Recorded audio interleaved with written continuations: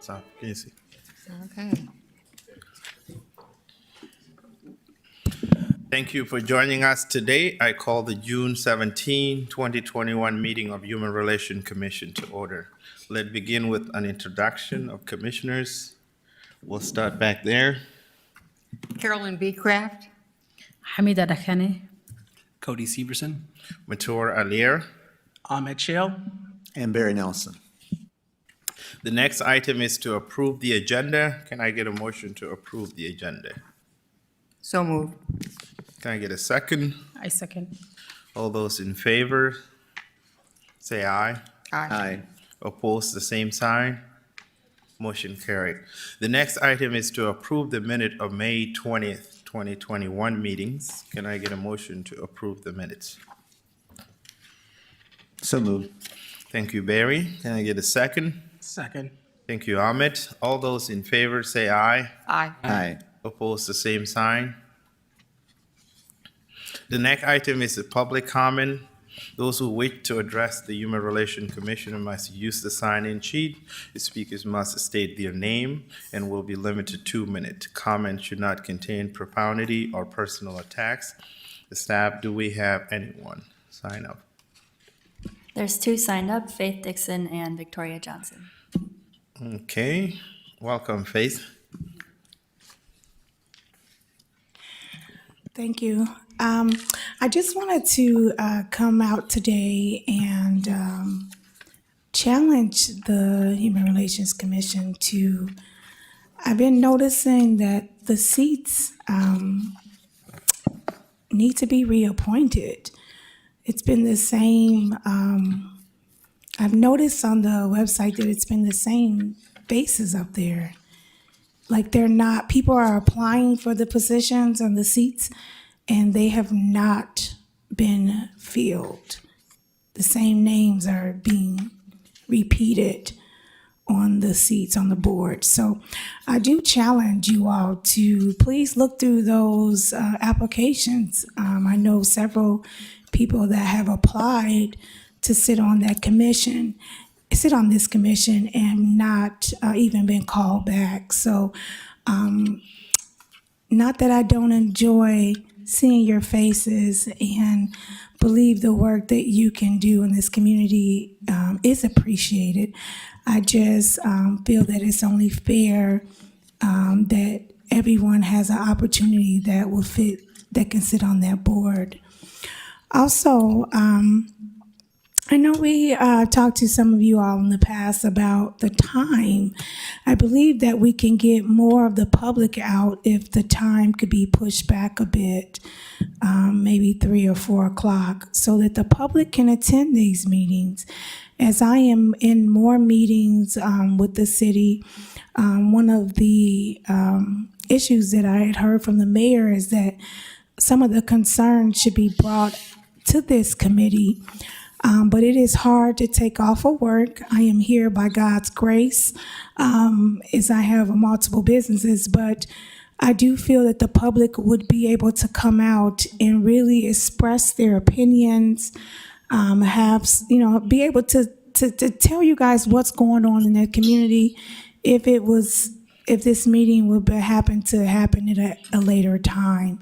So I really do challenge you all to come together and see if we can push it back to at least 4 o'clock so that we can get the public out to voice their opinions and their concerns. Thank you. Thank you, Faith. I think some of we'll take your comment into our consideration, and also is something that staff, like planning department, have control over. So it's not more to us. Even we don't have access to the application of who had applied and who had not. So we'll follow up on that. Thank you. And next.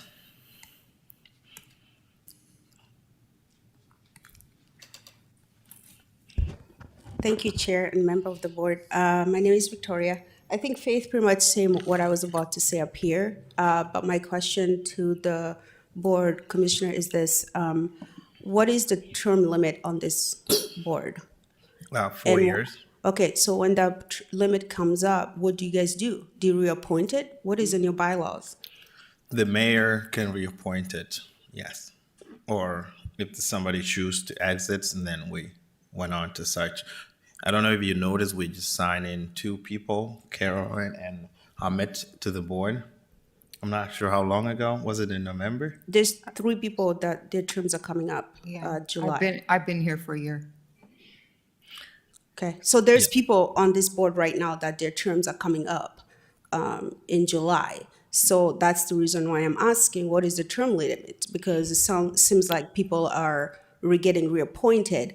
We need new perspective. You need to be appointing new people, you need new perspective, you need new people who can be able to be engaged in the community and be out there. And people know, I didn't know this board existed, honestly, until Rachel, who served here before she stepped down, she reached out to me and told me about this board because she thought I should come here and just watch what they do.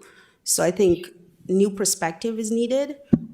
If the bylaws say you can just stay there and you don't have to get out, then maybe it needs to be revised and looked at. And I did reach out to the city requesting the bylaw, and they just told me that right now it's, they just put it up there. So I think the board need to look at that, and I'm strongly encouraging that if the mayor is making that decision, that he is watching this, that the community want to see new perspective, new members, new faces, and not the same people in your term. You just sit there and don't exit. Thank you. Caitlin, you want to answer to some of that? No, I think it's a discussion being had, so we'll take that into consideration. Thank you. Yeah, thank you. I just want to add, I don't know how many applications do come in, but I applied twice and I'm here 1 year. So, it's people that need to apply. Okay. Yeah, because I was in for my first time that I applied, I was in, so.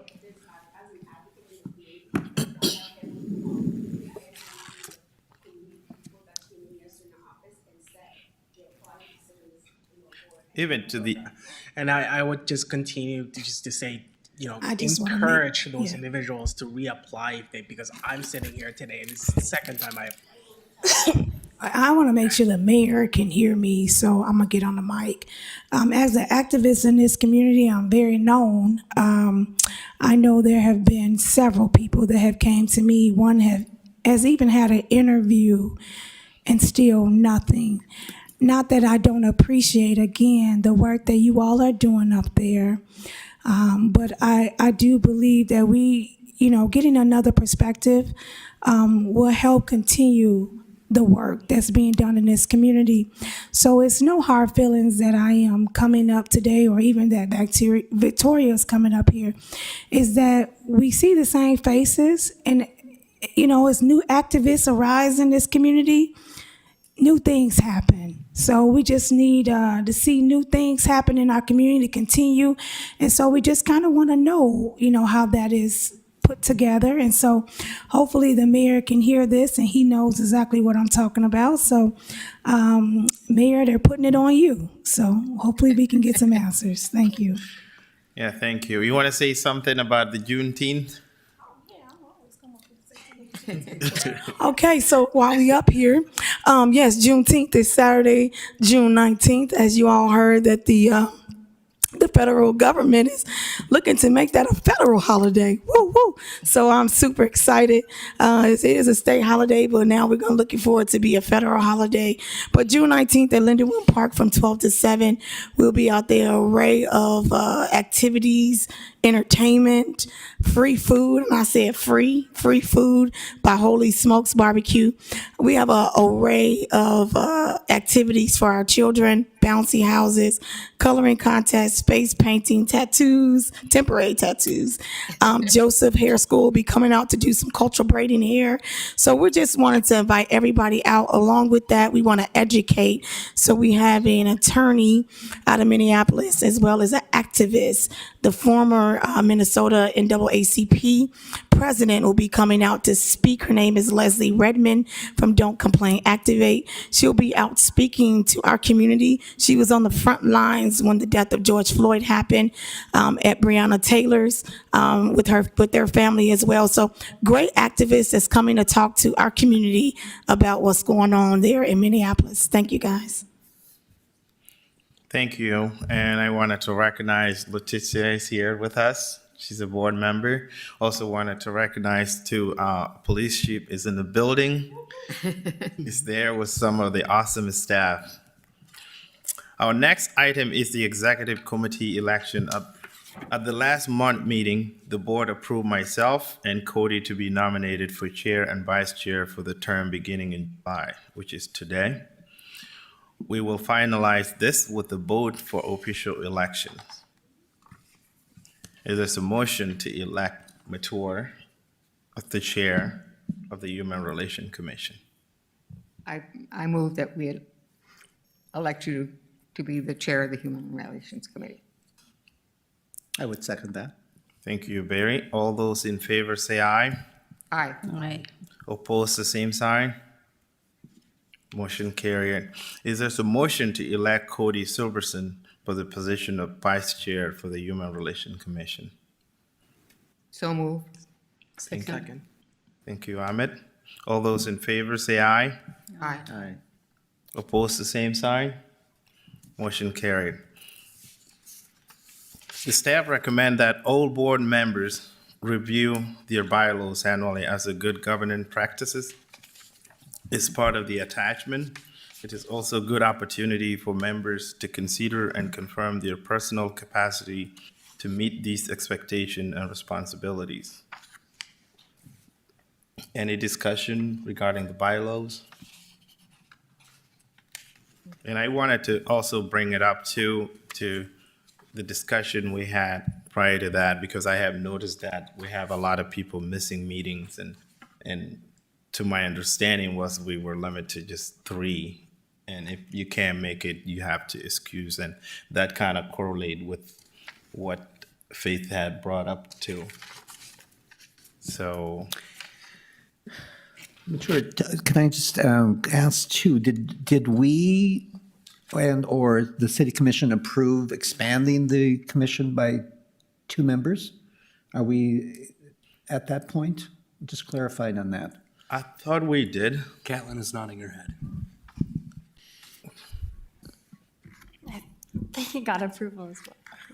Yes. This is a collab. Yes, the ordinance was approved. I think we were going to do another reach out to see see other applications as they come forward, as we were looking for, I think one of the subcommittees was working with Karin to, I think, expand, what voices are missing to, and then kind of do some recruitment based on the gaps that were needed. And I think since then, we've received a couple applications. I know Brary brought one to my attention, and I think just to add to the testimony earlier, the application pool, with all the, there's some 20-some boards and commissions, and as those applications come forward, the administration office keeps those. We don't always know when new ones come in until we know we have a vacancy. And so this is a little weird as we determine when to fill in those extra 2 positions.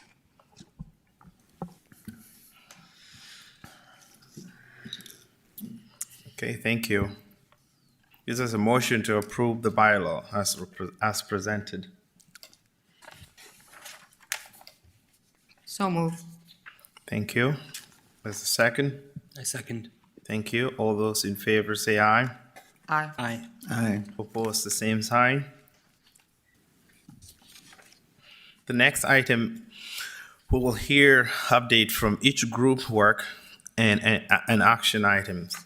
We will start with Caroline, the chair of Group 1. Thank you very much. Our charter, first of all, is to really ascertain what are the issues and how do people resolve them. So we have developed a survey with staff to go out to organizations in this community, soliciting their input on what are the issues as they see them, how do they work to resolve them, what problems do they have in trying to resolve them. And it's our attempt to get a real information from our constituencies on what are the issues that they are dealing with. We can't do anything until we have data, and we will then, from there, move on and have an agenda to start working with the various issues as represented.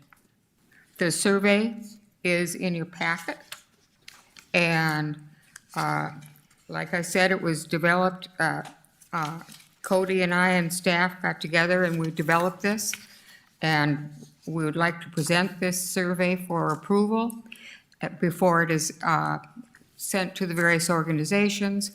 The City Planning Commission and I will be contacting the heads of these organizations to let them know why we are doing this, and to solicit their support in ahead of time, because this takes time for staff.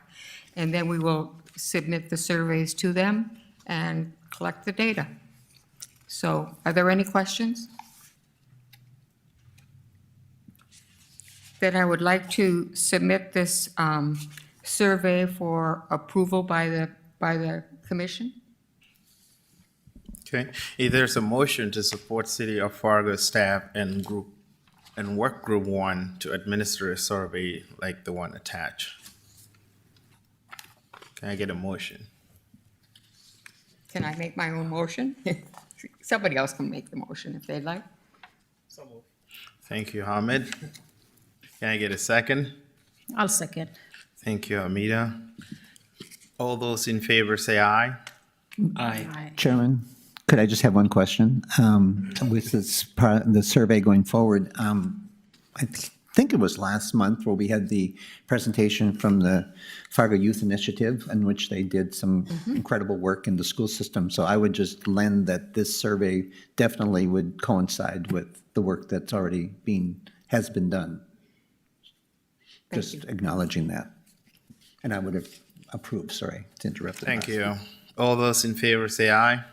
Aye. Second? Nope. Opposing the same side? Motion carried. The next group, work group 2, which I am the chair of, we do not have any action item at this time because we are hoping to coordinate with the newly hired city DEI director. As soon as possible in July, we plan to identify any overlaps with his top priority for the rest of the year, and we'll go from there. The next work group 3, which Shirley is chair of, and And I can Barry's here. report in our chair's absence, Cheryl Schafel and Hamida Dakani and I are in that work group.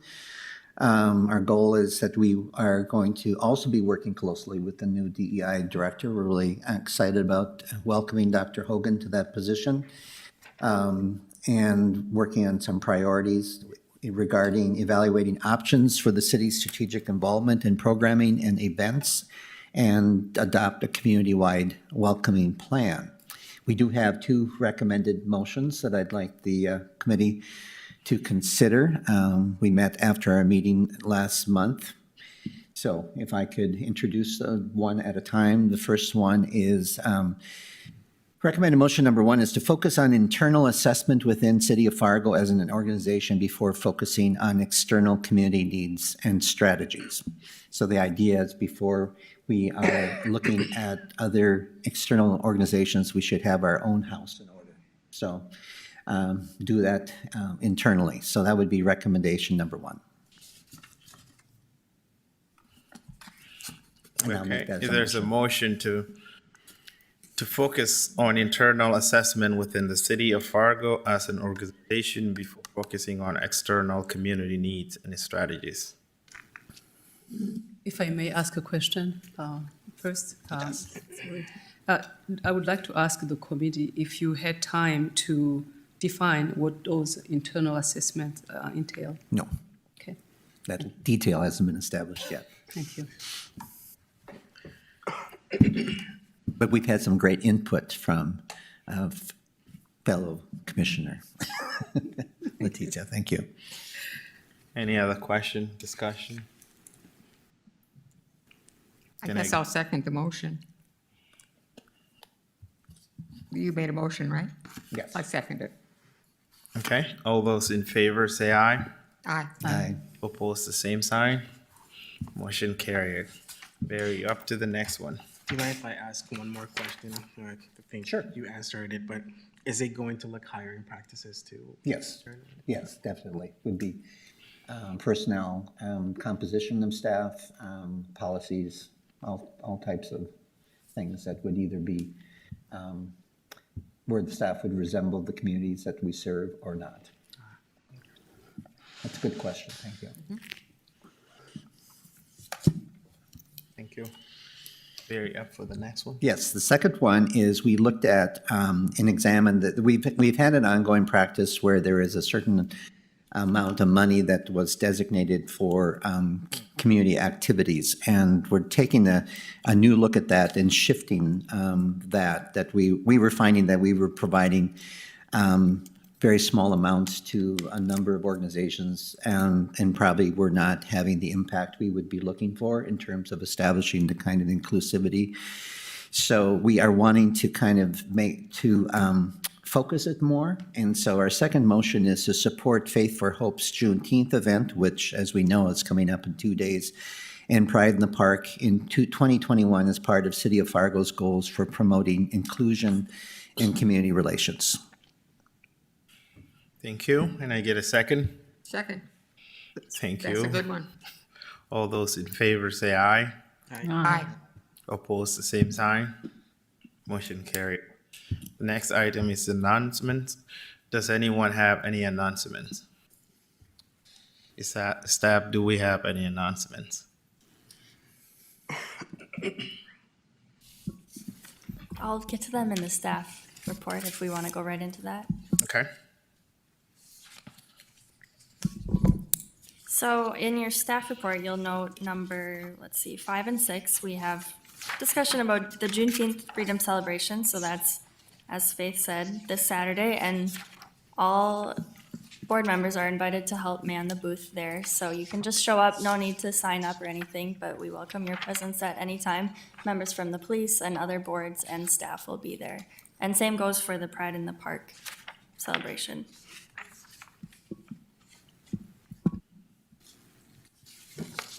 Thank you. And any update?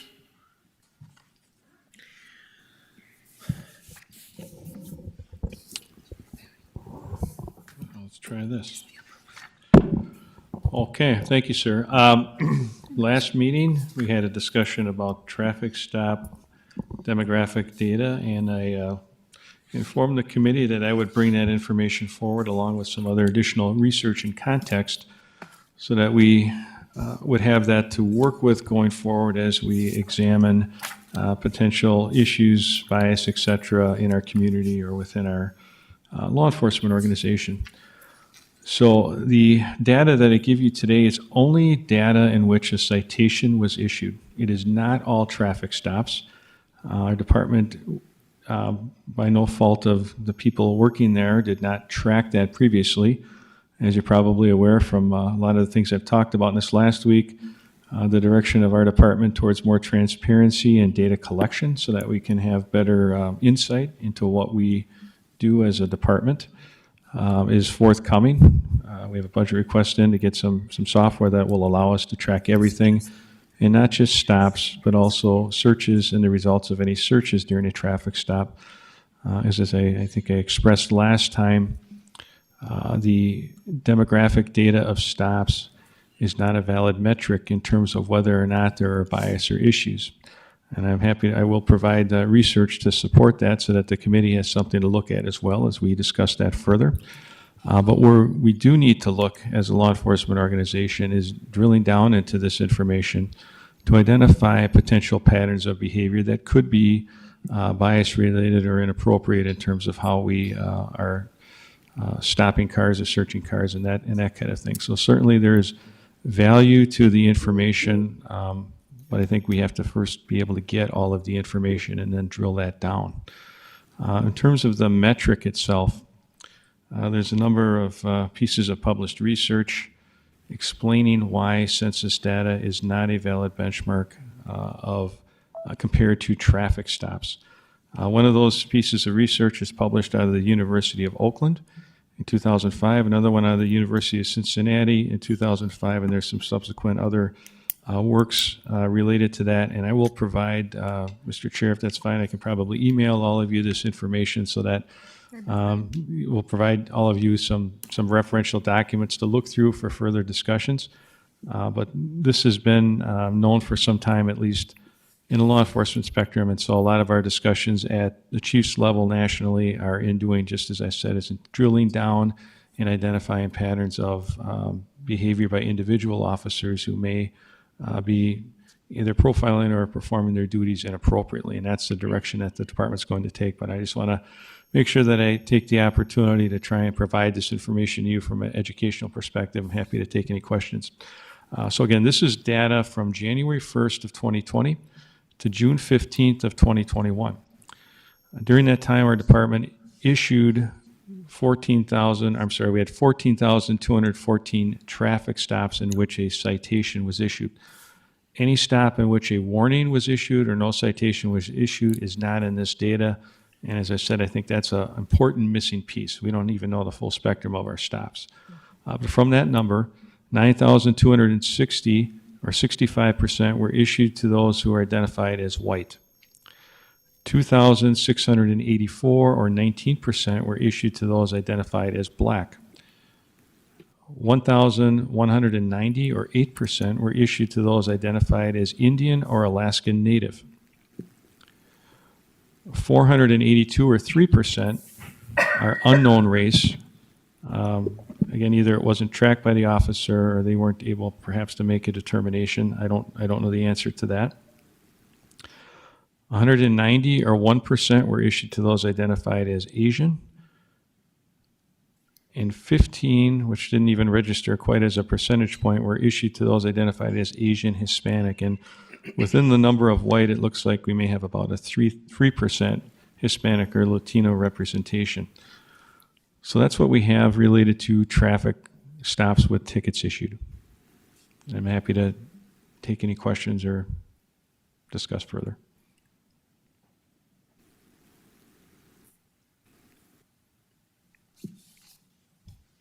So as you go forward from this, you're going to modify your procedures to collect more data, is that correct? Right, so we don't have the system in place now, but it's part of the department reorganization plan in adding analysts and adding software. We will track in the system that we've looked at already, we already know we'll be able to track each stop, and then if there's any searches, what the outcome of the search was. Those are areas in which we know experientially that if there is any type of bias or pattern of inappropriate behavior, that's going to help us identify those patterns. And so I think that gives us much better perspective in terms of what's going on. It also enables us as a police department to address that as well. That would be something that we would kind of monitor, in essence, as an early warning indicator, and make sure that we address before egregious conduct occurs or someone's rights are violated, et cetera. So there's a lot that we can do with that information going forward. And if there's a pattern, and I'm not saying there is at all, I'm just asking the question. So among your police officers, if there is a individual with a higher proportion, are you going to be able to track that too? We'll be able to track that, and then again, drilling down further into that. So identifying a pattern and then finding out, okay, is there inappropriate behavior, or is this an officer either assigned to a detail or one who is just extremely active? What's the shift? What area do they work, and that kind of stuff. So, and that's how you determine, okay, do we have either active police work going on, or do we have impropriety that we need to address? Thank you. Sure. So thank you for this data. This is a really great place to start when you know what the numbers are. And of course, I'm assuming that's probably a conversation already going on within the department, is the fact that the percentages, as you broke them out, do not represent proportionally the population of the community. You know, the first one, the striking one is, I think we're about 89% white as a community, and they represent 65% of the citations. So anyway, that I'm assuming is a rich conversation in itself. It's just looking at that. Yeah, absolutely. And I think just to add to that, I guess to give you a little perspective, is that our crime demographics don't match census demographics either. And crime suspects, that information is given to us by crime victims. And that has the same large variance from demographics as well for a similar variety of reasons. You know, I think in general, people don't just drive in their city. They don't just commit crime in their city. You have influx. And I'll send you this research, and there's a number of pieces in there that kind of explain why they were able to research this and determine it's really not a valid metric. But that doesn't mean that the information used, I think, more in depth and more in detail, as we've discussed, is not valuable to the discussion and helps us still identify potential problems.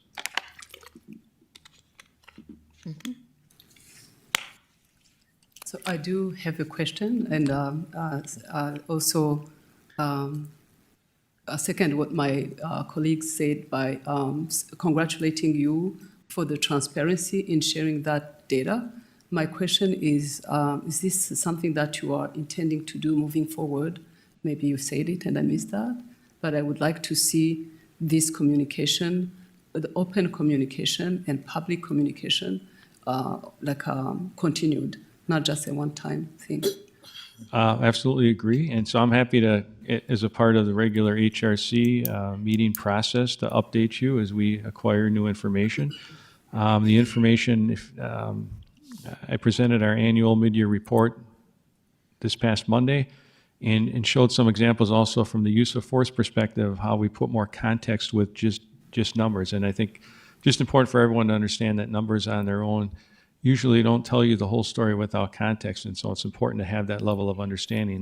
Doesn't mean that there aren't issues to address, but you can't just take numbers at face value and then apply bias or racism. That's not appropriate. So I think as long as we're able to take it from that direction, we will make great progress in this. So, but yes, it's going to be part of our annual report, and I'm happy to come here as part of this process and keep everyone updated on this as well. So we're going to be tracking use of force in a similar fashion, and those are probably the big ticket items I think that are of concern to the community.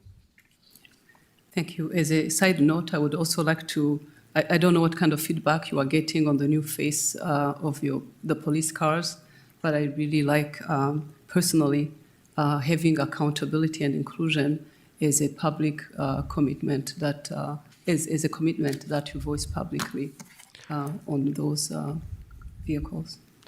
Well, thank you for that comment, and I think kudos to our department team, because that vision, mission, and values statement was put together by our department members, and so it's not something just created by the chief or the command staff. It's created by our whole team. It's something that we believe in, and that's part of the department culture going forward. So I appreciate that.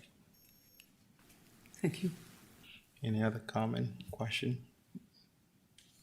I just wanted to say thank you very much for the update. These numbers are really good to look at. I also would like to see the numbers, the data on those who didn't get the ticket too. So would I, actually, yeah. We won't have that in place for a while, so just to, kind of moderate expectations until we get that software program in place. At least we'll then be starting to create what's the baseline and what's the information, but we got to start somewhere. Fair enough. I also wanted to recognize the picnic that you guys did yesterday. It was really awesome. Just next time, have some burgers on the side. Some burgers, yeah. It was really an excellent community event. A really great job done by our department personnel, and we had a lot of community support, so much appreciated. Thank you. Thank you. Is there any other business? I missed the opportunity, Chair, when we went past there, but I just wanted to do A quick update to recognize that we as a commission back in April, I believe, unanimously supported the passage of a hate crime ordinance in the city of Fargo. And I'm pleased to announce that we've completed step 2 of a 3-part process of getting this ordinance approved. So the final hearing will be on June 28th here at the Fargo City Commission. We thank Commissioners Strand and Preston and Mayor Mahoney for voting in favor of the ordinances going forward. I just want to commend, we've had great turnout from the community in both meetings to be here in support and to offer speeches and testimony of support. So I think that has been really remarkable. I want to acknowledge the community support for that. Thank you. Is there any other business? I have a couple comments. So one, so maybe I'm like a special student, like if you have been in a classroom, you know what I mean. Sometimes it takes me time to process information and I come back, but I just wanted to first really acknowledge the comment that Victoria brought forward to us. In the past, we've had this commission, this board has had problems having interest from the community. So to see that the community is very much interested in what we're doing and in the guiding text behind what we're doing, it's very encouraging for me to see that it's probably a one person, but representing maybe some other people out in the community who want to know and be part of what we're doing. So I'm really very much encouraged by the future. But I would also like to make a suggestion regarding Juneteenth. I know we committed to supporting financially, I'm guessing, the event that's coming this weekend. But I would like to encourage the city of Fargo to consider putting a press release out since it's the first time that this event is going to be celebrated in an official way. And maybe even invite the other mayors, like maybe try to make this a metro collaboration with the mayors from Dilworth, Moorhead, West Fargo, but at the very least for the city of West Fargo to do something publicly, to inform, but also to show support. Thank you. And also to add to that too, I think Ishara Group is planning the World Refugees Day on Sunday at the park. You know the name of the park? The park on the 25th. Rural Farm? Which one? Rural Farm Park. I was gonna say that, but I have difficulties pronouncing that name, so. It's the one on the 25th. Okay. I would like to also just reiterate Virginia's comments about when we meet is important. And to get community involvement, it is hard at noon for people to meet. And maybe it ought to be considered at a different time, to get more input and allow more people to come forward that can get away from work and et cetera, et cetera. So if the staff could kind of look at that, I'd appreciate it. And thank you, Virginia, for your comment. She's Victoria. Victoria, I'm sorry. It started with a V, I was close. No, that's okay, no. Rebecca. Yeah. Yeah. Is there any other business? I just wanted to share that June 20th is World Refugee Day. And I wish I had more information on any event that's happening, but I don't. So if anyone does have any information. Okay. Yeah, I'll share them with you. I think Yamal Day is the one organizing it. You know, what would be really helpful, I think, is to have a list of when the special celebration days are. You know, since everyone is sharing, I'll add that FM Welcome is happening on the 23rd as well, and that is hosted by the EDC. Thank you.